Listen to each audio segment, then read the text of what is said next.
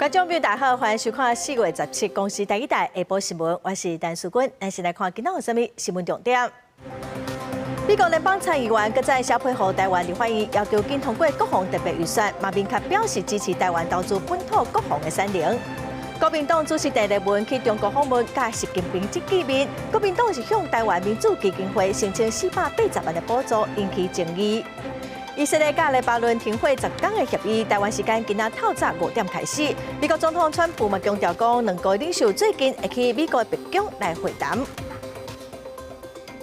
来看总统赖清德今仔早起去高雄的国军空勤人员救生训练中心亲身试坐直升机模拟舱来体验救生的训练。另外，伫3月底来台湾访问的美国参议员外交委员会4个参议员，这礼拜是搁在社配合立法院长韩国瑜有调野立委，望讲台湾的立法院经通过国防特别预算。佮讲美国按算未来几礼拜内会搁公布新一批军售案。我感觉认为这应该是前一张有媒体指出的，因为全社会暂缓的140亿美金的军售案。成功造型模拟暗暝中的歹天气，调伫咧床底机组人员爱冷静想办法逃生。总统赖清德在这伫高雄的国军空军人员救生训练中心视导，也亲自在立起直升机模拟舱体验救生动作。的一个动作，就是在这么密闭的空间。3月底才来台访问的美国参议院外交委员会4位参议员，这礼拜各联名立函予立法院长韩国瑜甲调野立委，希望立法院赶紧通过国防特别预算，讲美国未来几礼拜内也会公布新一批的军售，也就是外国媒体进行报道，因为全社会伫研发的140亿美金军售案。The department doesn't necessarily comment on any potential or future arms sales. So you do commit to advocating for all paused arms sales to Taiwan be done without delay. Yes, I do. When it comes to Taiwan in particular, I would say a lot of the president's reform efforts here are directed towards getting the munitions and a lot of the defensive equipment that Taiwan needs. 川普提名的国务卿政军局总经怀特伫立面听证会讲，川普甲国务卿卢比奥拢正重视对台军售，对国防特别预算，调野立委拢有正面的信息。下个礼拜，国防部会再加强跟各委员的沟通，再开一次的相关的专案报告。那下礼拜也还会再有协商。那我想，大家就依规定来进行审查。但我想，美方有这样子的一个承诺也好，或者是一个善意也好，我想对于推动军购条例会是有正面帮助的。我们跟在野党的主要的不同，还是在于委制跟商购的部分。那军购的部分，其实在跟国民党的委员们多次的磋商之后。我是认为说有一些契机。另外，共和党参议员邝思恒也搁再提出台湾关系强化法案，内容重申支持台湾民主加国际参与以外，也明确希望台湾增加战略投资，支持无对称战略，并且呼吁应该把 FTA 谈判列作优先项目，深化台美经济连结。记者综合报道。国民党主席陈立文甲中共的总书记习近平见面，媒体指出讲，国民党这次访问向台湾民主基金会申请480万的补助。有民进党的立委是表示讲，中国国台办早伫2002年，佮甲这个基金会来做是台独相关的机构。国民党佮安尼做实在是真悍，基金会嘛应该爱拒绝补助。也毋过，国民党是强调讲，两岸交流甲基金会目的并无违背，呼吁应该爱公平来审查。国民党主席陈立文前几天带团访问中国，去向媒体亚康讲，6天拢总开新台币480万，甲台湾民主基金会申请补助。也让基金会是外交部关注成立的，因为组织的章程有讲袂当涉及统一也是独立的活动，受到各界关心。院长，国民党申请480万补助费会退还吗？不过，做董事长的立法院长韩国瑜无加做回应。基金会是用新闻稿表示，专案也无进入核销的阶段，对各界提醒，还有建议，嘛会提起党干事会议。也那中国国台办捌伫咧2022年，因为佩洛西来台湾访问，甲民主基金会列作是台独暗党分子关联机构，而且宣布制裁。身为党事之一的民进党立委就口说讲，国民党说申请补助去中国交流。国民党等于是跟中共认定的台独组织申请经费，那还去那里同同意就是什么不台独等等哦，跟习近平握手，到底有没有涉及统独哦？所有看新闻人都知道，有所谓的一中框架，还有所谓的反台独。它成立的目的其实是为了要突破中共对台湾在外交上面天罗地网的包围。那至于民主基金会为什么会认为这是合理的？我个人是蛮惊讶的。不过，国民党立委嘛讲，2012年迄时做立委的萧美琴，嘛以台湾民主基金会董事身份去上海参加研讨会，呼吁基金会爱公正审核，避免相定标准。他等于是拿台湾民主基金会的钱推动两岸的交流，他也拿过这个钱做这样的事情呢。那曾立文就是跟他做的是一样的，那这个萧美琴可以，曾立文不可以，这个。也是双标了，一切就在董事会里面来处理嘛。天气中庭，民主基金会政党补助金额以国会实处比例来分配。依照2024年年报显示，国民党分配大概是1335万，民进党大概是1309万，民众党是205万。三个党拢会使依照规定申请补助。国民党强调，申请补助是遵照宪政体制，认为两岸和平。台海稳定，台湾民主才有充分发展的空间。也那基金会是回应讲，会依照程序来处理。记者综合报道。白沙屯马北港进香昨暗进火哦，因为今年是有创纪录46万外香灯卡来报名，所以嘛派出上千个人来念书文，用2点外钟哦，才把所有香灯卡的名拢念着。仪式是圆满收煞。白沙屯马随着起驾准备要回宫，按算20日下晡就会登去到宫廷宫。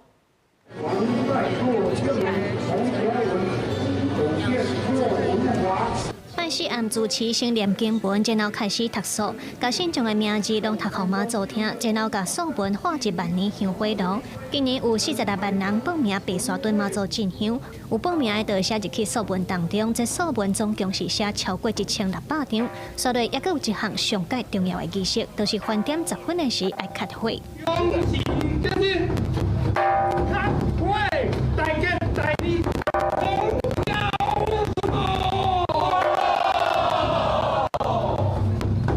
开会仪式就是甲北港朝天宫万年香火炉内底的香火，卡到白沙屯宫天宫的火卡，这代表香火甲能力的延续。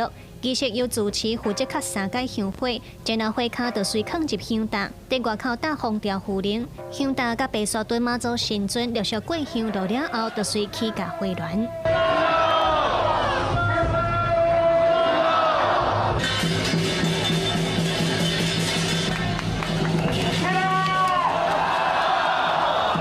叫出庙门以后，有关是3进3退行礼。虽然讲已经深见，上万的香灯卡有关是围伫咧銮桥边。另外，在回銮路途，桥班也着不时确保火卡的香火敢有继续烧，一直到登去庙里。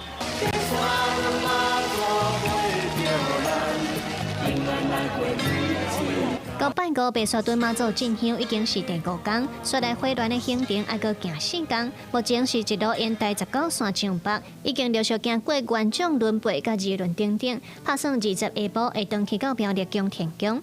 3月小妈祖会使讲是台湾一年当中上大型的前山活动。伫咧拜五暗，大家嘛拍算10点5分起驾，啊那敢会甲白沙屯妈祖进香团烧拄长，这嘛是真侪信众关注的焦点。记者卢尚珠、谢桂林综合报道。来看，又阁传出讲有教保员甲囡仔苦斗案件，伫台南市中西区一间私立幼儿园，有教保员就互指控讲哦，佮杀囡仔，佮甲囡仔装入去箱仔内底，佮拍佮害，计共是有13囡仔受害。台南市教育局表示讲，这个姓吴的教保员已经罚款50万，一世人嘛袂当佮加车。另外一个哦，在场的教保员哦，当作无看到，是爱罚6万块，是禁止驾车1档。透早9点外，导师带囡仔出来上户外课程，囡仔真欢喜。不过这背后却传出有考到囡仔的代志。台南中西区这间私立幼儿园，去年11月中，互家长指控，园内姓吴的教保员手段真粗残，甲囡仔下头、脸面强制吃物件，甚至甲囡仔装入纸箱仔内，创治20分钟。教育局调查了后，发现受害人数有13个人，这非当事家长听到拢踹一个。最压抑啊，袂歹呢。袂歹吼。系啊，老师阮孙嘛，阮感觉袂歹啊。但是这样有点夸张。装在纸箱摇晃这就夸张了。对，我觉得这个很夸张。对，很多。因为我3个小朋友都读这边。哦。对，也没有碰到有什么问题。针对这桩违规案件，教育局接到通报，随调查，嘛经过委员会审议通过，决定加姓5个教保员罚50万，兼14人袂使搁加。那迄时在场姓崔的教保员虽然无动手，不过互人看到伊专程伫边仔看好戏，互教育认定爱负起保护责任，60万块甲禁驾1档。对此有民代批想，台南发生真侪届不当管教事件，一件要半档啊，敢若对教保员处罚，业者也无相关作为。半年完全对业者连裁罚的机制都没有，然后等到好我们去关心要问的时候，才说你这个程序在跑，这不是很乌龙更鬼扯吗？针对园方的部分呢，负责人要处以处罚，甚至减招、停招。我们在103年就已经宣示了，只要园方有发生情节重大的不当管教，一律会处以呢停招、减招等等的一个处分。教育局强调，对苦毒囡仔案件绝对零容忍，伊嘛照幼儿教育甲照顾法的规定，有说无适任专区公布行为人、教保服务机构等。除了一方面针对行为人罚钱，那园区这边负责人嘛要负责。教育局讲，到时会进一步行行政程序，依法处罚。记者邱台南采访报道。再来看新北市邦桥的咸生妇幼诊所传出讲诈领健保费用，检调是积极检举，怀疑讲诊所甲有新的护理人合作，假造诊断证明，诈领健保费，佮有商业保险，至少几啊百万。昨昏所早嘛约谈医师佮护理人员计共10外人到案。先后这社区的院长是以150万交保，副院长是120万交保。送姨母车，囡仔带咧来，互医生看。诊所打开门，民众陆续入来，不过大门刷大广告，妇产科规工停诊。早上就当天说会影响小儿科看，他觉得打电话来是说小儿科不影响。医社工干部公告，临时配合主管机关作业流程，暂停门诊服务。不过，徛新北邦桥的咸生妇幼诊所会临时停诊，是因为传出诈保，和检调约谈。23到24周的宝宝听觉已经发展。社区的院长捌拍影片分享产前卫教知识，不过为诊所医生、护理人员，各有几来个产妇至少16人互带走。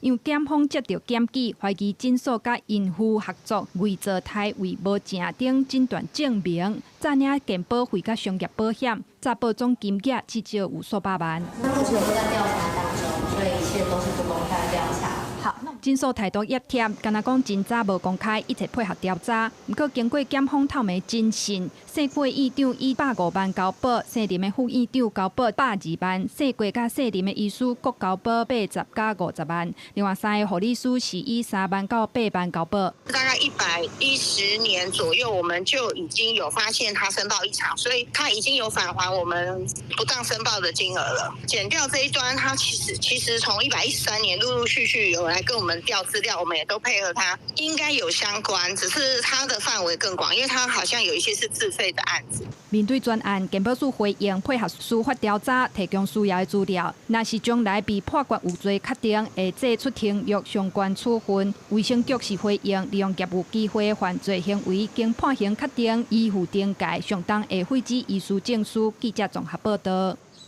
再来看新竹县的迪北，最近有一个50岁的查甫人，专门骗老大人。伊会专工去找一寡时代来开讲哦，博感情。不过，佫有个开喙要借钱，钱摕着人就消失。医院讲哦，已经有3个人受害了。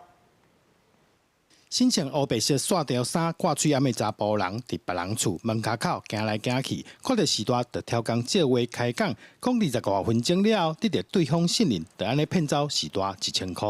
他说：“我是你舅舅的儿子。”他就跟我讲说，他现在是包工程，讲得很像，真的就是那一个人，就是我以前跟他玩的儿时玩伴。后来最后的时候，他就跟我讲说，因为他今天带了一个工人受伤。他需要有一点那个钱，但是他带的钱不够嘛，跟我借1000块。这是新竹县迪北最近出现一个大约50多岁查甫人，四界伫附近挑工找人开讲，了后得向对方开嘴借钱，而且受害者已经有3个人。我婆婆去年已经给他，就是说已经也给他诈骗3000块这样子。我觉得说自己好手好脚的，为什么不去做事那些啊？反过来骗老人家这样。用骗的方式，比如说我是谁的舅舅啊？如果舅舅讲不通，可能就扯到可能他是他的那个叔叔的小孩啊，或者阿姨的小孩啊。目前现在知道的目前有3位，3位的话金额是1000块钱到3000块钱不等。提醒民众提高警觉，在此呼吁，遇有亲友借款情形，务必先请查证身份，切勿因一时兴起或同情而交付现金。目前警方当咧追查嫌犯，要甲这个恶质的变身仔抓起来，避免各民众受害。也提醒民众拄到无熟悉的人借话，一定要提高警戒，避免受骗。记者杜君和新竹报道。再来看台61线西滨快速道路中将大桥路段，今仔透早3点外有4台车烧拢，有3个人受伤，其中有1台化学造车并车，所以化学品是留甲4架拢死。双向的车道拢成封起来，按算讲下晡才法度畅通。彰化县消防局嘛出动消防机器人来协助处理，环保局嘛依法来处罚。救护车赶到位，甲伤者包扎，好佳在意识拢清楚。另外2个受伤的人拢送病院急救。孙姓槽车司机他脸部、腹部、肢体多处擦挫伤，经由我们救护人员清洗伤口、包扎止血、执行救护的处置之后，送往彰滨秀传医院。好佳在3个人拢无性命危险。17透早3点左右，彰化新港台61线161公里处，一个小鸡驾驶驶拖车上北，先弄到一只货车，煞尾搁冲落去落南的车道，互一台化学造车，还搁有一只货车闪袂赴并车，现场规个是乱糟糟。化学造车直接倒伫咧车道，双向拢无法度通行。也那造车所在的醋酸架子，嘛伫咧落南的车道留甲规4架。消防人员出动消防机器人进行降温、检透水。醋酸架子是解毒、高挥发性的有机溶剂，主要用伫咧油漆也是墨水等等用途，有真高导火、刺激性、麻醉的作用。若是人体接触到浓度真悬的醋酸架子，就会无爽快。如果说呢，你吸入或者是被感染比较多的话呢，会影响到你体内的代谢，因为代谢出来会产生所谓的甲醇啊，那甲醇会造成我们的视神经呢会受损也许会那种酸中毒也有可能。物理老师就指出，醋酸架子常常用伫咧生活当中，使用的时阵要提高警觉。这站车祸肇事的原因，警方要搁进行后续的调查。记者综合报道。国际新闻来看，以色列甲黎巴嫩停火10天的协议，伫台湾时间今仔透早5点开始哦。美国总统川普是强调讲，未来1、2礼拜内哦，以色列甲黎巴嫩2国领袖会去美国的白宫来会谈。伊拢我嘛正肯定这个停火协议，也毋过黎巴嫩的民众希望讲会当来维持永久的和平。也毋过嘛有消息指出讲，以色列军队已经违反停火协议，又搁会攻击黎巴嫩咯。停火协议生效进前，黎巴嫩真主党甲以军继续咧拍，也毋过协议生效了后，贝鲁特的天顶敢来当看到庆祝的烟火。美国总统 Trump 16证实，伫个协调之下，以色列甲黎巴嫩对台湾时间17透早5点开始停火10天。And I had a great talk with both of them today. They're going to be having a ceasefire, and that'll include Hezbollah. And I think it could be number 10 for me. Trump 也伫社群媒体答文表示，伊已经邀请以色列总理纳坦雅胡甲黎巴嫩的总统奥恩未来这2礼拜去白宫会谈。若准有成，会是双方领袖自1983年以来头一届实际的会谈。纳坦雅胡16表示，10天停火期间，以军未撤出黎巴嫩南部，同时保持随时反击的权利。也毋过以色列愿意去华府和谈。בשיחות השלום האלה יש לנו 2 דרישות יסודיות. 1. פירוק חיזבאללה מנשקו. 2. הסכם שלום בר קיימא, שלום מתוך עוצמה. 针对伊犁之间10天的停火协议，包括法国、伊朗、卡达甲阿拉伯联合大公国等等国家拢表示欢迎。以色列驻联合国大使强调，以色列知影甲黎巴嫩政府相交叉的复杂程度，因为真主党无受政府的指挥，也毋过以色列愿意试看卖。停火协议宣布了后，黎巴嫩民众除了欢喜，也希望和平会当真正永久。لأنه عن جد زهقنا من الحرب وبدنا سلام وبدنا أمان ونحن لبنان كتير حلو وبدنا نعيش فيه مثل ما بدنا نحن. ما بعتقد رح يرجعوا المهجرين يرجعوا يطلعوا مرتين، لأنه مش معقول كل ساعة وشوي تهجير، لازم يصير وقف إطلاق النار ثابت واتفاق ثابت على كل شيء. 对3月7日以嚟冲突变严重到大，黎巴嫩境内包括儿童甲妇女已经超过2000人死亡，有约6800人受伤，超过120万人有路无厝。公司新闻景观庆编译。再来看美国甲伊朗的和平协议也无进展咯。美国又搁表示讲，若伊朗无同意签和平协议，目前伫中东的美军准备好了，随时会有动作。美国总统川普嘛强调讲，战争难免会收煞。那伊拢愿意签署协议，伊嘛愿意亲身去巴基斯坦来签署。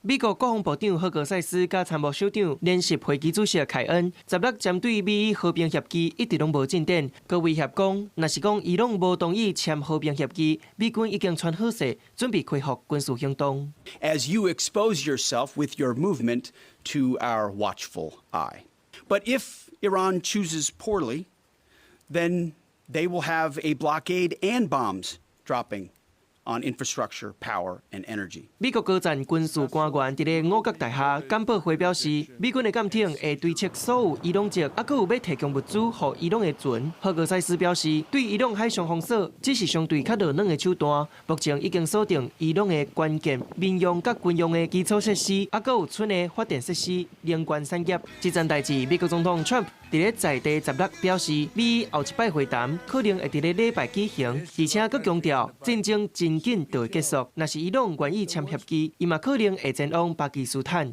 I will say the war in Iran is going along swimmingly. We can do whatever we want. And it should be ending pretty soon. If the deal is signed in Islamabad, I might go. 今日受到荷姆兹海峡前几天气候封锁影响，真侪国家原油储备的量拢真悬。IEA 国际能源总署署长比罗尔表示，这摆战争是历史上人类面临上大的能源危机。若准讲伊朗战争继续造成石油供应的阻碍，真紧就会听到航班取消的消息，因为欧洲的航空燃油敢若剩几礼拜尔。We are in Europe. We have maybe 6 weeks or so jet fuel left. 荷兰皇家航空已经宣布，虽望还未出现燃油欠缺状况，不过受到成本起起的影响，未来1个月会取消欧洲160个航班，不过影响的还无到欧洲航班的1%。公司新闻，陈思彤编译。受到中东政治影响国际金融组织是调低全球经济成长率是2.37%。也毋过，台湾因为 AI 带动，佮加上出口的动能是真强，所以中经预测讲全年的经济成长率嘛是当到7.22%，上半年较强，下半年会较温和。中东战争烧战变2个月啊，全球经济面临地缘政治的干扰，对全球经济成长还有通货膨胀的影响是豆豆浮出来。S&P Global 上新的资料，全球经济成长率2.37%，比伫咧战争发生进前修正了后降0.50个百分点。通货膨胀也就是 CPI 年增率修正了后起到3.72%。不过，甲其他国家比起来，台湾算是修正了后起嚟，其他国家算是降落去。今年的整个经济成长率，事实上会达到7.22%。那这个事实上是比我们去年的预估高了蛮多的。那最主要是因为台湾在第一季的出口非常的畅旺，我们预计第一季的成长率甚至会到达13% 以上。中经表示，今年台湾经济成长是呈现前悬后稳，特别是顶半年成长真厉害，后半年较热闹。不过，因为中东冲突是愈来愈严重，加上荷姆兹海峡气象封锁，国际油价起嚟，开始影响生产还有需求的计效，嘛甲整体物价有关。好佳在，咱台湾的政府伫咧油价补贴、电钱、无起等等的措施，预计伫咧2026年，规年消费者物价指数 CPI 年增率1.98%。不过，有时要观察央行利率。17股市的表现，台股为红变乌，不过也是伫36000点，波中上价来到36000过832点。台积电股价开价走价，波中上价2040块，暂时博45块。不过，另外一个股票因为开盘冲起1万过675块，历史新高，嘛变成是国内第2个超过1万块的股票。市场是非常乐观，台湾未来这1年或者是几年之内，我们因为 AI 的新商机而造成我们的这个基本面会更好。中经认为，因为中东战事时间久长，真侪国家可能会采取紧缩还是补贴的政策来应对，增加财政红字压力。长期落来，对全球经济影响真大，就要斟酌来应对。记者综合报道。在外工会各 NGO 团体组成的5一行动联盟，今仔早起伫凯达格兰大道宣布讲，今年5一大游行是以退休保障来做诉求。今年大游行是分台北甲高雄2地来进行，一共会有6000外劳工来参加。退休起步增加。一年一届5一劳工大游行就要举行啊！今年是第一个全民放假5一劳动节。5一行动联盟也公布今年5一大游行的路线和诉求，也公布游行会在台北、高雄2个所在同步来进行。会在5一当天交给3党，要求3党具体回应。政府在过去20年没有处理劳工退休不足的问题。今年5一行动联盟也提出8大诉求，分别是提悬劳退薪制，对现行的6%提悬到12%，提悬劳退旧制计算标准，取消限制4-5基数规定，工作年资拢会当累积退休金，拍开劳保、劳退、投保薪水的限限，提悬劳退薪制资欠费，对6个月提悬到15个月。推动社会保险全民纳保，也爱互家属劳工、移工拢爱有劳退保障。公告退抚基金爱有9级的补贴，公司后退休金提拨爱一直拢15%。薪资提拨率趴在6%，趴了20年，这个是我们喊了无数次，喊了再喊没有用的一个口号，大家心知肚明这个6%的提拨率无法支付老年退休的时候的生活保障。2035年，台湾将取代韩国，成为全世界生育最低的国家。在今年的5一诉求主张就聚焦在退休制度的改革。劳团也表示，在5一行动联盟倡议1年了后，今年5一劳动节总算改做固定假日。面对高龄化，劳团也把今年的重点放在退休保障，希望游行迄日政府和3党立委拢会当回应因的诉求。记者台选林秀凯台北报道。来看台湾美国无线电公司 RCA 的污染案有人死亡，有人治病。工商员工伫1998年争取到3档1届的健康检查，也毋过伫2档前，劳动部无搁编这笔预算，按家己依照财保法去追踪检查。工商团体今仔就去劳动部抗议，质疑劳动部违背当初的约定。也毋过劳动部是表示讲会来继续办理专案的健康检查，检查项目卖来比较办理。劳动部背信忘义！劳动部背信忘义！换口号批评劳动部无编健检的预算是背信忘义，要求劳动部长洪新汉出来负责。RCA 的工商员工经过2年抗争，争取到自1998年开始3年1遍的专案健检。不过工商员工发现，2024年开始，劳动部就无编专案健检的预算，是叫因家己依照财保法申请追踪健检。我们这些大多是60、70岁、70、80岁的人，我们自行去申请，有这么容易吗？这些检查项目跟之前劳动部所承诺的是有一致吗？2022年过了快30年，政府才终于把我们话听进去，去增加了这些职业病劳工的追踪跟补救的措施，居然变成劳动部这次用来打发我们 RCA 工人的一个理由。因为2015年 RCA 案件一审胜诉了，工商团体有甲劳动部协商增加健检的项目，而且就会包括无家己诉讼的 RCA 工商员工，劳动部派人来接不满取消健检诉求的陈情书。专案健检的部分也不是在保法里面的这个健检我们是专案健检的部分。我们部长指示我们一定要持续来办理这个部分大家可以放心。面对抗议，劳动部回应会继续办理专案健检，也会确保健保的项目甲过去同款。工商团体希望劳动部一旦赶紧办理，希望在4月28国际工商日进前有具体实际作为。记者综合报道。税处条例修法草案，行政院伫去年宣布讲要修法，也毋过到今已经超过半档路，阁无消无息。有民间团体甲跨党派立委是做伙呼吁政府赶紧提案送立法院，来回应社会期待。中国人税处常常拄到出租起价和机构着爱搬的问题，要兼顾厝头家甲厝骹的权益是真无简单。行政院伫去年宣布出租条例要修法，毋过到今已经超过半档。草案需要未送立法院审查。代表房东、代表房客、代表租赁业者的团体，都是共同来召开一个今天这样的记者会。那目的就是说，我们都支持这样的改革，我们呼吁行政院要赶快提出法案送立法院。所以呢，我们期待的不是市场上的对立，而是一个实际的行动呢。租赁市场的政策真的不能再拖了。民团讲原本规划包括3年的租期保障、限制厝税调升、各有派厝卡条款等等改革方向，到达拢还无具体进度。民团呼吁行政院要赶紧提案。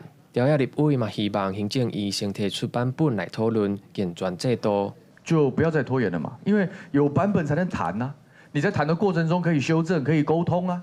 但你如果说提了，然后你没有下文、没有讨论，那大家空转，不是让大家白忙一场嘛？那我们民进党团也有对内政部有做出一些建议，那希望可以做出一个稳健务实的版本，让房东跟房客，让整个租赁市场都可以非常健全。民团甲立委嘛呼吁政府就要赶紧行动，解决税厝市场的问题，互厝家甲厝主的权益拢有保障。记者郭正阳、王志光台北报道。来看有民众伫面册铺文讲，伊食朋友伫平湖第3店买盘手哦，食刷出嘴巴，然后个身躯拢无爽快，去看医生。路尾嘛发现讲这物件哦，亲像是越南进口的。平湖县卫生局人员已经有去稽查验咯，店家哦嘛拢先甲这物件回收。稽查人员来到平湖这间专门卖单路的店稽查，发现店内阁有100多包同款的产品，随抽验其中的6包，再等去化验。因为有民众食到这间店内卖鲜鱼仔片了后，发现产品有正重的药水味，无偌久然后就开始感觉烧烧，甚至喙孔跟然后拢开始疼起来。赶紧挂急诊，民众去问制作商，才发现包装顶面虽然标示台湾是产地，产品说疑似是对越南进口，涉嫌标示无实。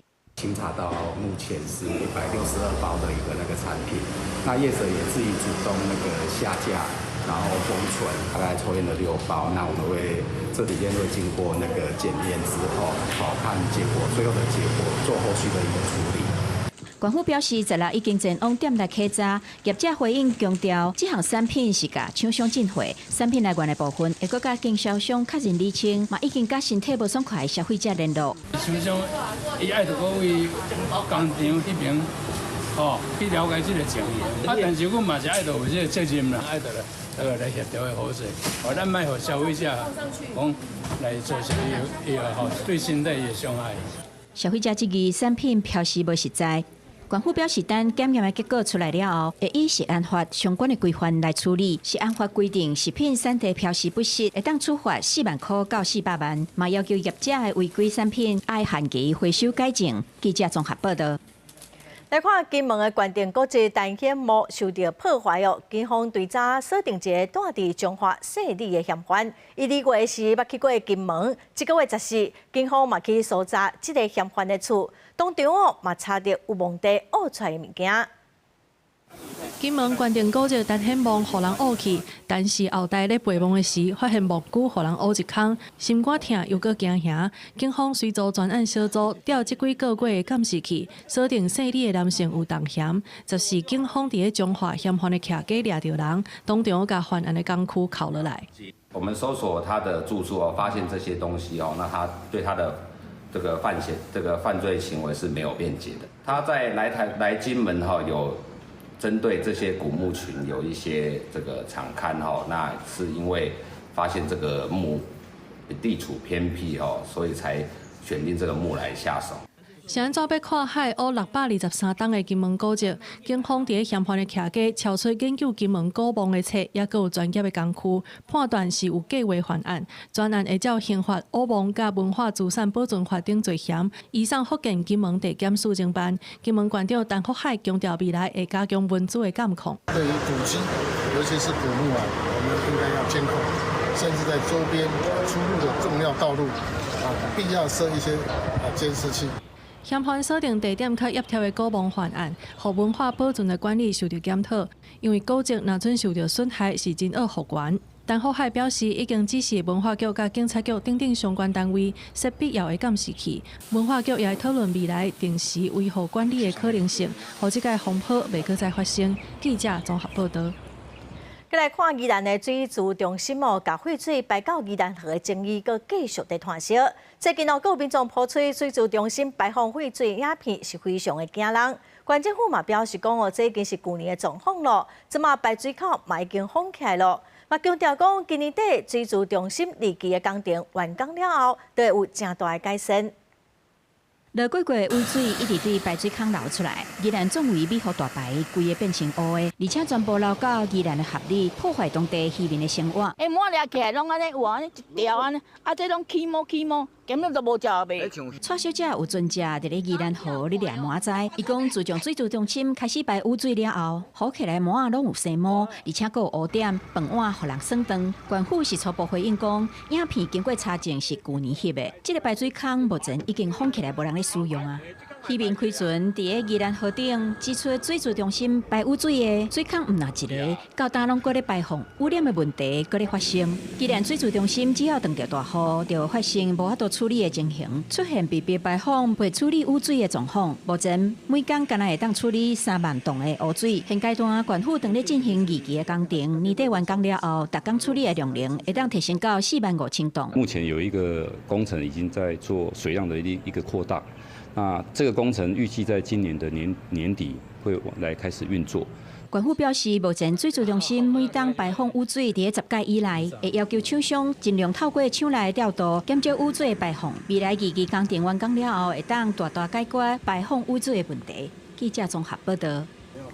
台电这几天几日改临时来调度翡翠水库来协助发电。翡翠水库管理局是表示讲，台电无同意签署补偿的契约，所以未来袂过来配合临时发电的调度，嘛无排除讲，伫因取得绿电的认证了后，因会家己来卖电。去年9月，高雄兴德电厂发生火灾，共一个月又搁发生南口1号机、2号机故障停机，一度影响供电能力290万千瓦。迄阵台电紧急调度应用，嘛包括甲翡翠电厂申请延长发电时数。翡翠水库管理局统计，3日来有9摆台电因为紧急调度临时要求延长发电。去年底函送台电公司申请翡翠水力发电延长时数耗水补偿契约书，不过因为台电无同意签署，未来袂阁支援调度供电。现有的这个台电跟我们的这个收购的价钱偏低，不愿意签这个契约的情况之下，不能因为牺牲大台北市民的这个水源来支援台电。水管局强调，双方原有的契约是翡翠水库放水时顺续发电，这部分依然会做。在紧急状况，单纯为着欠电来发电，除了收购计价偏低，更加是浪费水资源。未来袂阁支援。台电回应，翡翠机组总体用量是7万千瓦，对规个电力系统的影响有限。我们请他配合延长发电的时候呢，它发电的尾水它可以存在下游的堰坝，没有浪费的问题。那我们也有支付这个相关的电费，支付这个耗水费用，那个价格上面其实是不合理。17台电官网资料显示，全台水力发电占所有能源比例无到1%。台电强调，水力发电拢是以供水需求进行，既有合作机制未变。若准需要紧急支援，水管局评估无要发电，得安排其他机组来应应需求。记者综合报道。南投县的民间乡是咱国内上大的山地区，最近因为开发，南投全县的地区，除了仁爱乡，拢来真做是天然灾害现金救助的范围。也毋过民间乡的农民因为之前有买水来灌溉，所以损害率是无到2成，即马嘛无法度来申请补助。民间乡长是认为，政府应该爱来补偿遮农民买水的成本。无落雨安尼，你安尼水钱安尼。你认为安尼加几成？甲以前比起来安尼啊？安尼加几啊成咧？加4、5成有啊。加4、5成。嘿，安尼我算3分半才整，无1000斤啊。足害的。真害啊，无法度啊。因为差不多半冬外，拢无啥雨水，民间的地农甲乡长怨叹咱地米产量减一半较侪，地农为着无爱咱的地藏打起，开钱去买水，嘛因为水真贵，2天就爱来压一解水。气候问题吼，真歹顾啊！你看有涨收无量啦，都水是保持伊无涨，莫死去尔啦。咱八卦山真特殊吼，咱这算非旱灌区域，所以咱这农民呢要灌溉拢爱甲私人来买水。中央的标准是讲，这个地看起来要死安尼超过20%啦，安尼是对咱农民真无公平，因为咱真侪农民都是因为讲，这个地米的计数无好，阁无雨水。伊就是开这个水呢，互咱的地莫死去尔，但是伊的产量是根本就拢无伊。因为可旱，南投全县除了仁爱乡的地区以外，拢纳入天然灾害现金救助的范围。啊，毋过民间乡损害率无达到20%，煞摕无补助。乡长强调，徛一鼓励农民积极保护咱的地藏的角度，毋是只看地藏有冷气无，嘛应该教农民达至买水的钱，增加灌溉的成本，纳入补偿的评估内底。面对极端的气候，中央的补助嘛需要愈有春秋，安尼较对。记者安修南投报道。反诈骗专线165、1980张老师专线，佮1995性命线，这款服务民众的电话，用无共款的电信业者的线路来卡，有的是爱收钱，有的是毋免钱。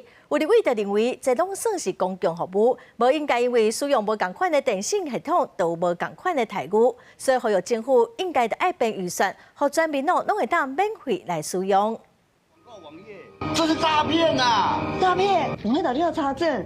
诈骗的手法真侪种，那基本时阵卡165反诈骗资讯专线查证，已经是真侪民众的直觉的反应。严过立委讲，包括反诈骗165专线，也个提供心理支持服务的1980张老师专线、1995性命专线。若是无共电信业者卡，爱算电话钱，因为这卖165专线线路是由中华电信提供，所以中华电信的延号加市会那卡是免费，不过管团加大哥大延号卡是1分钟1块。现在目前其实电信业者在165部分大概有协助先做一个过滤，所以现在虽然目前那2家业者的收费，它还是以1分钟1块的一些成本计价，因为业者有帮忙做一些客服的过滤。刘伟讲，根据警政署的资料，114年165专线接通量475000通，比112年的加9%，表示民众对反诈骗要求帮助的需求愈来愈多，也看出免费的必要性。不过，无论是打击诈骗，也是救人，拢是重要的公共服务，无应该因为用多一间电信业者有差别待遇。政府应该变有算，和全民拢会当免费使用。卫福部行政司这边当然非常乐见，就是说我们要去降低民众求助的一个障碍哈，这个我们也是乐见其成。那只是说这属于民间团体的这个人力跟服务量能扩充的部分，也是我们在这个政策要推动的过程里面要去做思考的。我们编列预算立完通过了以后，这个服务量能我们再来考虑怎么增加。那一定会增加我们的秒数，然后也要增加很多人来接听这样的电话。初步算起来，打击诈骗专线那全民免费，一年的预算差不多170万。另外，性命线加张老师算起来是爱50万。对免费使用补助政策，卫福部加内政部拢表示赞成，所以会将案件送转去研究。记者综合报道。选伫4月17公世界公共运输日，桃园市政府是发表 TAB 新桃园干线，表示讲桃园的公车服务要全面来升级。除了目前5条干线会增加车帮，市民有优惠，佮新开7条干线有市民卡地当免费哦。按算讲，今年地当来增加200万人次来坐公车。根据统计，桃园去年坐市区公车的人有4050万人次，大部分的民众拢感觉满意。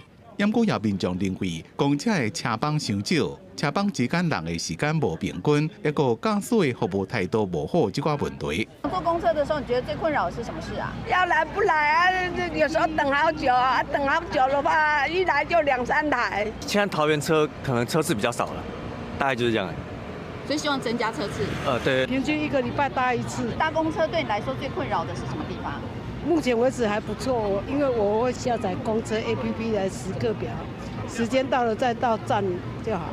4月17是世界公共运输日，桃园市政府正式发表 TAB 新桃园干线，算是桃园公车服务全面升级，迎接全新的策划，对全新的驾驶形象、服务品质、车帮加较密、新开路线，全新的电动公车慢慢上路。也建立智慧车牌，一个等车亭，结合 AI 加即时路况，精准预测到站的时间。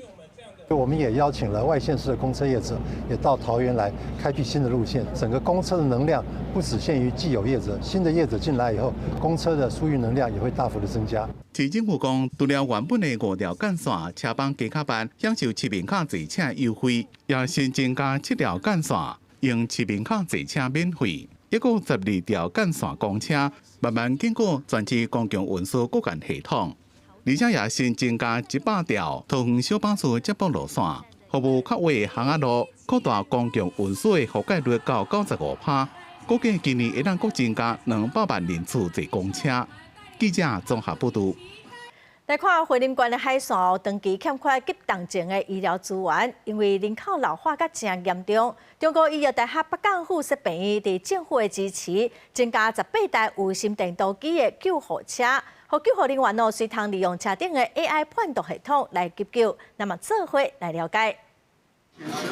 无记民众身体无损坏，救护车赶往现场急救。救护人员随用心电图机第一时间将患者的健康状况数据传登去病院，随判图佮启动后续处置。云林沿海因为有真侪毒机时代，希望透过 AI 判图系统把握黄金治疗时间。除眼保护，民众都是单身族的，他从院外送到医院这个中间的过程，其实是一个非常大的问题。所以我们一直在检讨，我们发现我们应该可以利用这些智慧医疗，用远距的设备，还有一些在到院前的急救的这些训练加强，可以来补这个不足。中国医药大学北港附设病院表示，云林沿海地区长期面临急动症医疗资源的欠缺，加上高龄化真紧，即届伫健康台湾深耕计划的支持下，增加18台配12倒停心电图机的救护车，佮配合 AI 判图系统，急动症的医疗品质通提高真侪。它更添加了一个利器，所以透过这样子的一个智慧医疗、智慧判读，那可以缩短我们前面的一些判读的院前到院内这一段的过程，它可以更精准，然后它也可以更无缝接轨。云林县卫生局表示，目前县内累计完成371个到院前 AI 心电图判图，佮有超音波初步评估，由中国医药大学北港附设病院的急诊加心脏专科团队接手，成功治疗4例，紧急处置了后顺利出院，希望会当帮助到云林沿海地区急动症的医疗品质。记者综合报道。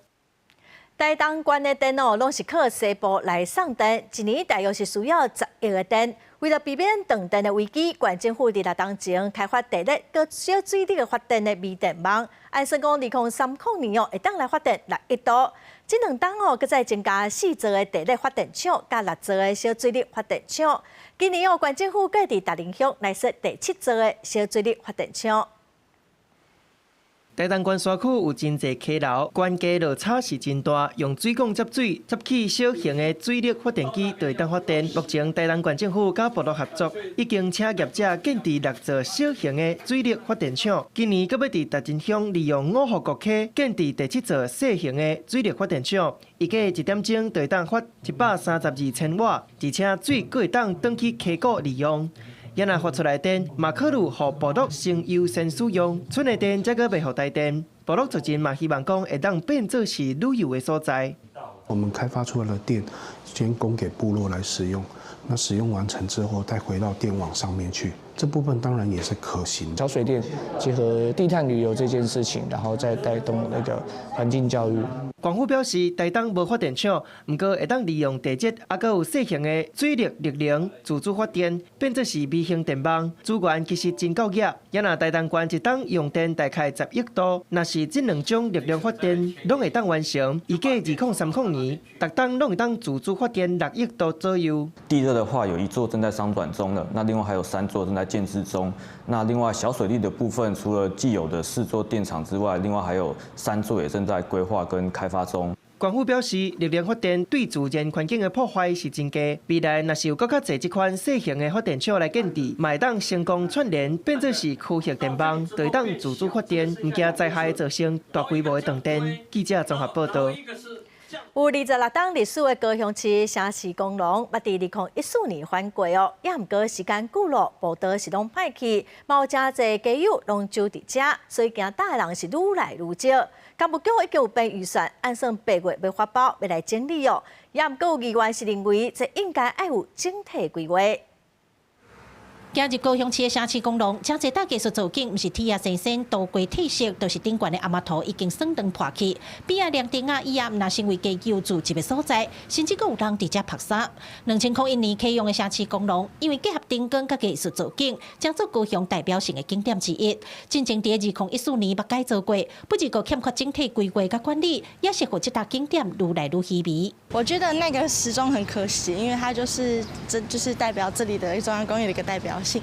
那再来是这里的可能洗手间或是这些环境的部分，可以去做个改善。它仍然是需要第二次的创作，第二次创作能够跨越它当初的门槛嘛，再次的民众参与嘛，也许它可以把游民考虑进来啊，也许它可以描述一个城市的多元性嘛，游客怎么跟游民可以相处啊。最近工务局宣布，按算8月发包，要针对城市公路进行第2摆改造。初步设计图已经出来，嘛有办地方说明会。不过有议员认为，工期爱拖到明年去，除了速度上慢，这款的改造设计也无够，应该爱去思考要安怎去结合整体现况，用人本艺术的元素，和城市公路有新的生命。未来的城市光廊，我期许它可以重新肩负起串联2个商圈的重责大任。除了原创性以外，也希望多点光源设计，让许多民众可以被光源吸引，来逛逛城市光廊，也逛逛商圈。有关于五路部分，如果说有一部分先完工，大概是可以接受。如果说往中华路跟中华路那边，可能再上做第2期。针对大家拢关心的基友问题，议员认为爱去甲因沟通，保持环境整齐，互相包容，才是正办。对出市府回应，而且相关局处去关心处理。记者柯嘉如、柯兆勇、郭永昌报道。来看美国的阿提米斯2号的探月任务，车站已经平安成功返来地球了。4个太空人就需接受健康检查，嘛做成果的报告。第16也开记者会，太空人士表示讲，伫大气站的时，因亲目睭看到太空舱的隔热搭有超回搭闭开的状况。这个设备主要是要避免太空人受到2700多度高温的伤害，所以 NASA 的工程师未来会过来详细检查哦。这届的任务嘛，创下飞到有史以来离地球上远的距离。阿提米斯2号的4个太空人16出席返航了的头一场记者会。经过10天伫太空船的斗阵，太空人表示，因的共同经历互因难分难离。And when you live together in a small group for as long as you do on the space station or even 10 days, it's a challenge. But I am here to tell the world, we launched as friends and we came back as best friends. 做完重返地球通过大气站的阶段是任务中上关键的关卡。此当时，太空船以超过30倍音速的速度飞过大气站，期间搁长达6分钟。头一位参加世界飞行的规个太空人加洛夫表示，太空船冲过大气站的瞬间，伊感觉亲像为空中坠落来。I've never been base jumping. I've never been skydiving. But if you dove off a skyscraper backwards. That's what it felt like for 5 seconds, and then the pilots and the mains came out, and it was glorious. 阿提米斯2号完成半世纪以来头一摆世界航行，去到人类史上上远的太空地点。4个太空人翕索成张珍贵影像作品，包括为世界轨道亲目睭看到实质，搁有目击6届的青椒去弄到月球的惊人瞬间。We're all kind of struck by these things that make us feel small, and that the sense I had was the sense of fragility and feeling small, infinitesimally small, but yet this very powerful feeling as a human being, like as a group. 公司新闻张淑芬编译。虽然今仔日是各地拢是好天，也毋过暗头开始就要变天咯。气象署表示讲，下晡因为锋面接近哦，台湾附近的水汽会增加，就会开始落雨。明仔载后日雨水会真济，各地嘛拢可能会落雨，甚至会落雷公雨。18号的时候呢，其实是各地最容易下雨的一个时间点，在整个中部以北、东半部地区，甚至在南部的山区，都要留意可能会有阵雨或雷雨的状况。南部的平地呢，也有可能会有一些零星飘雨的机会哦。气象署表示讲，今仔日是北部和东北部地区会落雨，西部山区过道嘛可能会开始落雨。下晡开始有云会较高，暗头到明仔载透早，花莲依然雨可能会落甲真大哦，嘛一直落到20后礼拜1面离开，雨水才会减少。另外，今年第10号风台新陆客未来强度会豆豆减弱，往日本东南风的海面移动，对咱台湾是无直接的影响。下晡的天气咱来看各县市详细资料。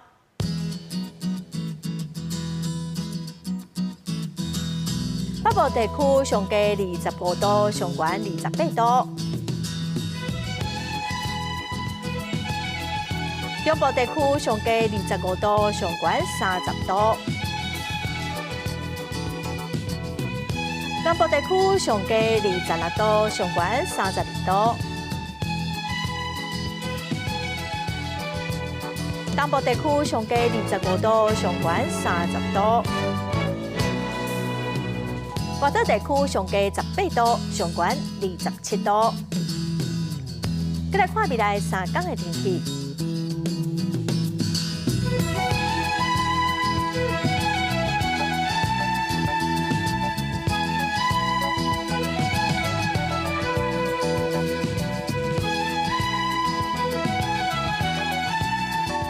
感谢观众朋友收看《公视台语台播新闻》，我是陈淑君，明仔载播3点，咱再会。